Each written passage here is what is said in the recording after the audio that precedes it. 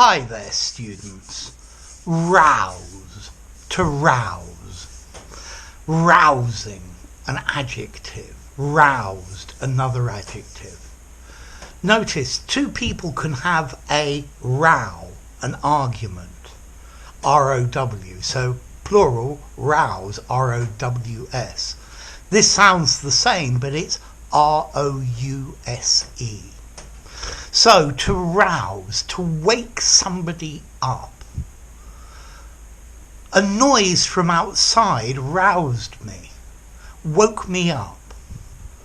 So to rouse, we can also use it to mean to stir up, to cause excitement, especially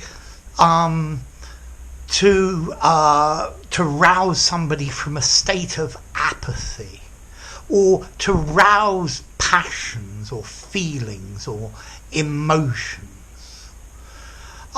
When I hit him a second time, his anger was roused. It had come up. Rousing martial music roused his nationalistic feelings. Okay, so if something is rousing, it animates you, it makes you more enthusiastic, and it roused his nationalistic feelings, it awoke them, it brought them up. My curiosity was roused by the mysterious disappearance. So it was amplified, it was made active, if you like. So to rouse, to cause to become active, to cause somebody to become more attentive. Let's see, if students are getting bored in a class, I can sometimes shout, "Ah!" and that rouses them from their state of inactivity. To rouse somebody, to make them excited. Yeah, even to arouse, but very commonly to arouse with an A is to make somebody sexually excited.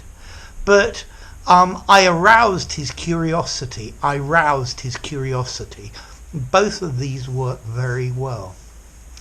The smell of blood in the water rouses a shark's hunting instinct and may cause a feeding frenzy. Here, it arouses the instinct.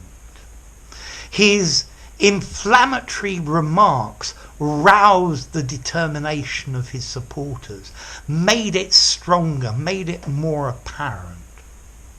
So, to rouse, to wake up. Please rouse me at 6 a.m.